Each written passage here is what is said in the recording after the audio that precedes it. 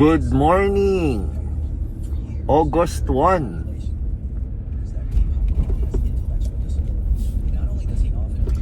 Yan.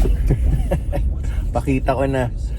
Kahit ako naninibago sa camera. So, ano ba yung bago? 'Di ba? Ayan. Ito po yung bago. Nagtabas tayo ng ating bigote. New look tayo ngayon sa vlog after since nag-start tayo ng vlog, hindi ko ginawa to.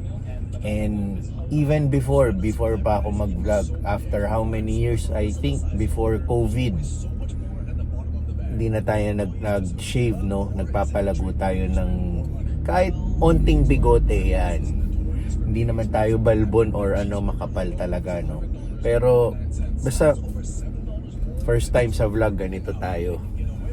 And also, August 1 na pala.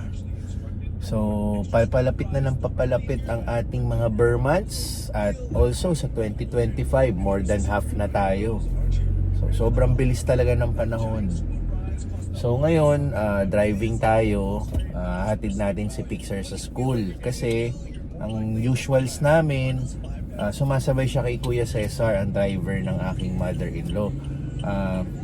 Sumasabay siya kay Kuya Cesar on the way sa school. I-drop lang si Kuya Cesar sa school bago mag-report si Kuya Cesar kay mother-in-law.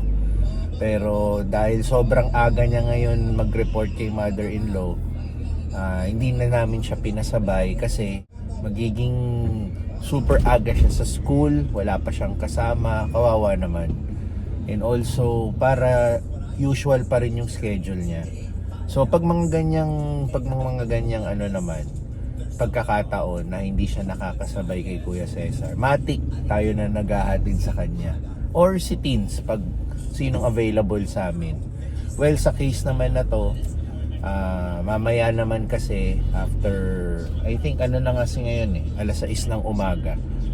So mamayang mga 7 or 8, meron makeup gig si Teens, no?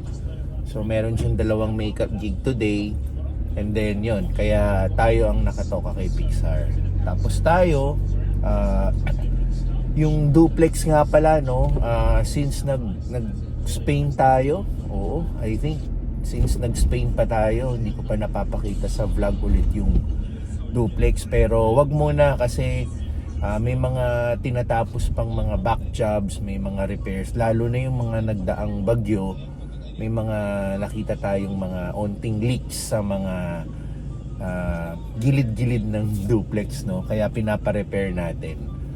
So mabuti na rin yun para nalalaman na rin natin yung mga anong tawag doon, yung mga issues, no, dito sa duplex natin. Kaya soon ipapakita ko rin yan sa vlog. Pero very much on sale pa rin si duplex natin.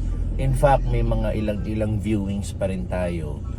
Pero yun nga, may mga workers pa kasi ulit na bumalik para i-repair yung mga nakita nating mga issues.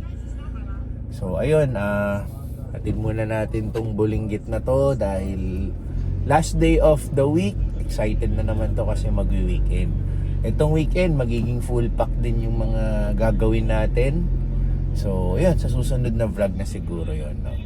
So for the time being, for this vlog, ito ang magiging content natin. Ang ating daily gawain on a Friday, August 1. So pala, susulpot na naman si Jose Marichan next month, ha. Maririnig-rinig nyo na naman siya sa mga mall. So sa mga Facebook or Instagram, may mga meme na naman yan, si Jose Marichan. And ayun nga, naninibago pa ako sa aking look. So ayun,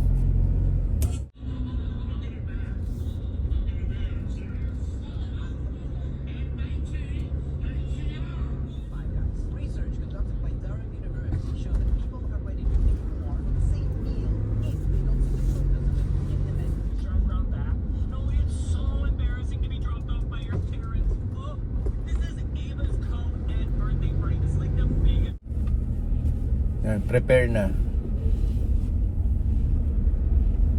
Lapit na tayo sa school. Actually, nandito na tayo sa area ng school nila. Umiikot lang tayo kasi may mga traffic rules sila eh. Hindi na pwede yung labo-labo. Kaya umiikot na lang tayo para mas madali siyang ma-drop. May mga tumutulong naman eh para alalayan siya.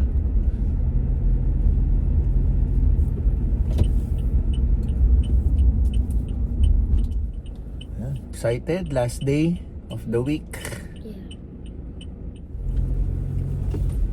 Which is faster? Going inside the campus, I'll drop you off there, or in the...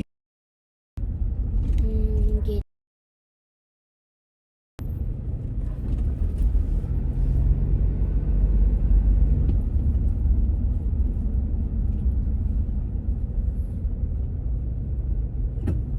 Kasi pwede rin tayong pumasok sa loob if you want. Pero yun nga, mas mabilis daw sa isang gate.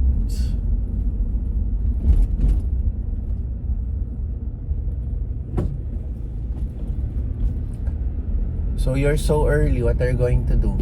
Just in the classroom? Yeah. Are you watching iPad? Ano? No? You're just sitting there? Yeah. Okay, we're here na. Study. Okay.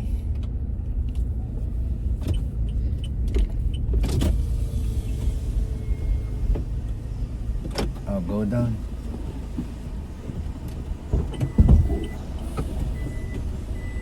Let's wait for Kuya. Tutulungan ka ni Kuya. Sige, you go down. Kuya, pasuyo na lang sa likuran. Good morning. Bye, Pixar. See you later. Pixar, see you later. Salamat, Kuya.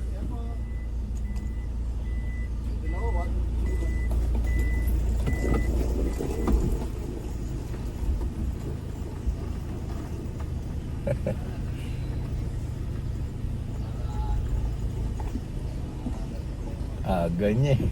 Gusto ni Pixar laging maaga sa school eh. Nandun lang siya daw sa classroom. Siguro nagmumuni-muni yan para ready na siya sa school. Pero magandang magandang asal yung ganun.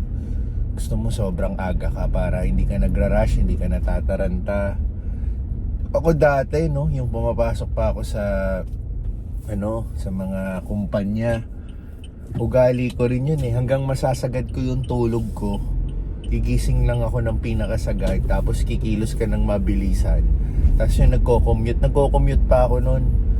Nako, yan na. Kinakabahan ka na.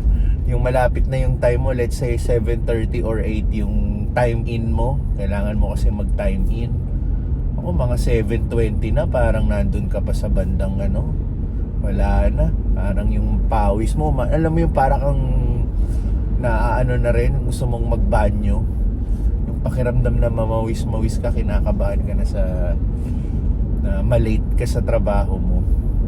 Pero sa awa naman ng Diyos, most of the time nasi-save by the bell tayo eh.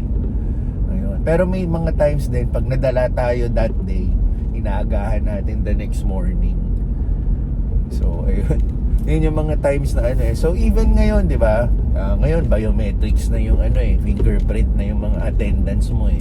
Before, time card eh. 10 years ago, parang time card pa kami eh. Parang mo pa eh.